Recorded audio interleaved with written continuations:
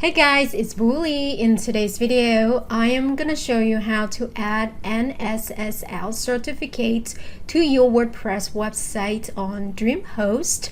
Alright, let's dive right in. Let's log in to your DreamHost panel. Hover over the window icon on the left to find Manage Websites and click it. Find the website that you want to add or install an SSL certificate. In this case, I'm going to click this one and just click the Manage button. Next, click the Security link or tab and click Add Secure Certificate.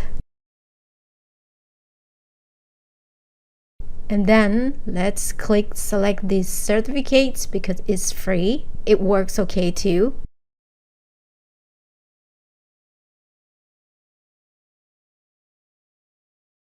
Once you click that button, you should be redirected to this page. It says success. We are installing your new certificate for your website.com. Quick questions. How auto renewal works. DreamHost provisions free Let's Encrypt SSL certificate that are valid about 90 days, but they're actually configured to auto renew every 60 days automatically in the background.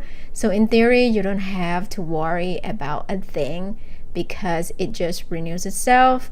And then what happens if renewal fails? Sometimes the automatic renewal process fails due to DNS changes, server errors, or misconfigurations.